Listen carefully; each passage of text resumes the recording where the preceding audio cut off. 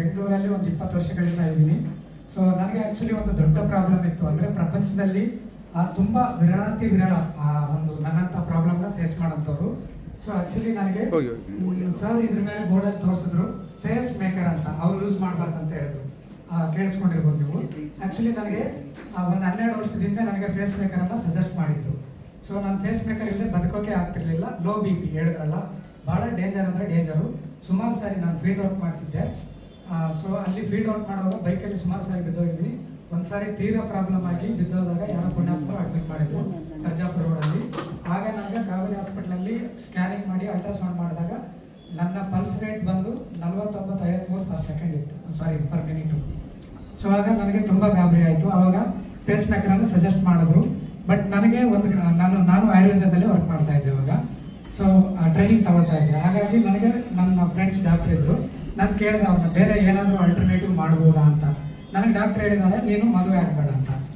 So ನಾನು 22 ವರ್ಷದಿಂದ 30 ವರ್ಷವರೆಗೂ ತಂದೆ ತಾಯಿಗೆ ಸುಳ್ಳು ಹೇಳ್ಕೊಂಡು ನಾನು ಮದುವೆ ಹುಡುಗಿನ ನೋಡ್ಕೊಳ್ಳೋದು, ವಾಪಸ್ ಬರೋದು, ಈ ಪರಿಸ್ಥಿತಿನಲ್ಲಿ ಬದುಕ್ತಾ ಇದ್ದೆ.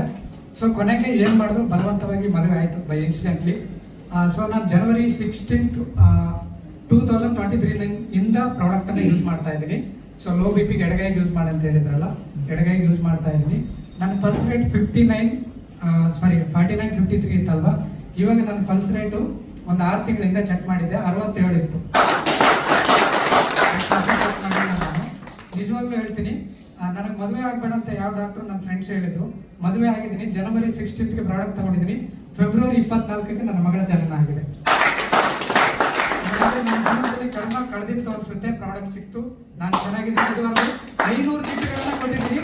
ಬೈ ಬರ್ತಿಂದ ಮೆಡಿಸನ್ ಯೂಸ್ ಮಾಡ್ತಕ್ಕಂಥ ಲೇಡಿ, ಪಿಡ್ಸಿರೋಂಥ ಲೇಡಿ ಎಲ್ಲದರಲ್ಲಿ ಬಿದ್ದು ಹೋಗ್ತಾ ಇದ್ಲು.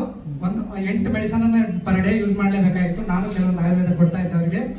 ಸೊ ಇವಾಗ ಎಲ್ಲ ಮೆಡಿಸನ್ ಬಿಟ್ಟಿದ್ದಾರೆ, ಒಂದು ಟೈಮ್ ಪಿಡ್ಸ್ ಬಂದಿಲ್ಲ. ಸ್ವತಃ ನನ್ನ ಅಕ್ಕನಿಗೆ ಗರ್ಭಕೋಶದಲ್ಲಿ ಕ್ಯಾನ್ಸರ್ ಗಡ್ಡೆ ಇತ್ತು.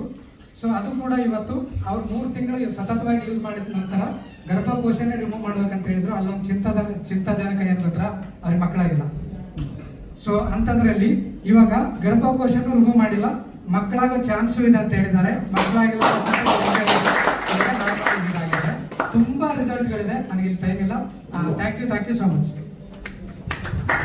Thank you sir, thank you so much sir. ಯಾಕೆಂದ್ರೆ ಇವ್ರ ರಿಸಲ್ಟ್ ಇದೆಯಲ್ಲ, ದಿ ಬೆಸ್ಟ್ ರಿಸಲ್ಟ್. ಇದನ್ನ ಫೀಲ್ಡ್ ಅಲ್ಲಿ ಎಷ್ಟೋ ಜನ, ನಾನು ಕೂಡ ಸ್ಟಾರ್ಟಿಂಗ್ ಇಂದಲೂ ಇವ್ರ ರಿಸಲ್ಟ್ ಅನ್ನ ತುಂಬಾ ಜನ ತೋರಿಸಿರೋಂಥದ್ದು. ಏನಕ್ಕೆ ನಮ್ಗೊಂದು ರಿಸಲ್ಟ್ ಬರುತ್ತಲ್ಲ, ಎಷ್ಟೋ ಜನ ಅವ್ರ ಒಳ್ಳೆ ರಿಸಲ್ಟ್ ಬಂದಾಗ ಶೇರ್ ಮಾಡೋದಕ್ಕೆ ಇನ್ನು ಮುಂದೆ ನೋಡ್ತಾರೆ. ಸರ್, ಇಂಥ ಒಂದು ಅದ್ಭುತವಾದ ಪ್ರಾಡಕ್ಟ್, ಇವನ್ ಫೇಸ್ ಮೇಕರ್ ಯೂಸ್ ಮಾಡಿದ್ರು ಕೂಡ ಅವ್ರಿಗೆ ಯಾವ ಗ್ಯಾರಂಟಿ ವಾರಂಟಿ ಇರಲಿಲ್ಲ. ಅವ್ರ ಬಾಯಲ್ಲೇ ಕೇಳಿದ್ರು ಅವ್ರ ಡಾಕ್ಟರ್ ಏನ್ ಹೇಳಿದ್ರು ಅಂತ ಹೇಳಿ. ಇವತ್ತು ಈ ಪ್ರಾಡಕ್ಟ್ ಅವ್ರಿಗೆ ರಕ್ಷಾ ಕವಚವಾಗಾಯ್ತು, ಹೆಲ್ತ್ ಕೊಡ್ತು. ಅವ್ರು ಏನ್ ಮಾಡಿದ್ರು, ಅವರು ಸ್ಟಾರ್ಟಿಂಗ್ ಅಲ್ಲಿ ಅವರಿಗೆ ರಿಸಲ್ಟ್ ಬಂದಾಗ್ಲೇ ಈ ರಿಸಲ್ಟ್ ಅನ್ನ ಎಲ್ರಿಗೂ ಶೇರ್ ಮಾಡಿದ್ರು. ಇದು ಅವರಿಗೆ ಎಷ್ಟು ಸದ್ಕರ್ಮ ಪುಣ್ಯ ತಂದ್ಕೊಟ್ಟಿದೆ ಅಂದ್ರೆ, ಆ ರಿಸಲ್ಟ್ ಅನ್ನ ನೋಡಿ ಎಷ್ಟೋ ಜನ ಪ್ರಾಡಕ್ಟ್ ತಗೊಂಡಿದ್ದಾರೆ. ಆಶೀರ್ವಾದ ಬ್ಲೆಸ್ಸಿಂಗ್ ಸಿಗುತ್ತಾ ಸಿಗಲ್ವಾ ನೋಡಿ. ಅದಕ್ಕೋಸ್ಕರನೇ ನಮಗೇನ್ ಹೆಲ್ಪ್ ಆಯ್ತು. ಈಗ ಒಂದು ಎಕ್ಸಾಂಪಲ್ ಸಿಂಪಲ್ ಹೇಳ್ತೀನಿ ಸರ್. ಈಗ ಮೇಡಮ್ ಇಬ್ರು ಸ್ನೇಹಿತರು, ಅವ್ರ ಸ್ನೇಹಿತರು ಈಗ ಅವ್ರಿಗೆ ಏನೋ ಸಮಸ್ಯೆ ಇದ್ದಾಗ ಅವ್ರು ಹೆಲ್ಪ್ ಮಾಡಿದ್ರು. ಅವ್ರ ಗ್ರಾಟ್ಯೂಟ್ಯೂಡ್ ಸಲ್ಲಿಸಲಿಲ್ಲ ಅಂದ್ರೆ ಅವ್ರು ಇನ್ನೊಂದ್ಸಲಿ ಹೆಲ್ಪ್ ಮಾಡೋದಕ್ಕೆ ಮನಸ್ಸು ಬರುತ್ತಾ ಮೇಡಮ್? 100% ಬರಲ್ಲ, ಹೌದಲ್ವರಾ? ಇಂಥ ಒಂದು ಪ್ರಾಡಕ್ಟ್ ನಮಗೆ ಸಿಕ್ಕಿ ನಮಗೆ ಬೆನಿಫಿಟ್ ಆಯ್ತು ಅಂದ್ರೆ ಹೇಳೋದಕ್ಕೆ ಕೆಲವರು ಇದ್ದು ಮುಂದೆ ನೋಡ್ತಾರೆ. ತುಂಬಾ thank you sir, thank you so much sir.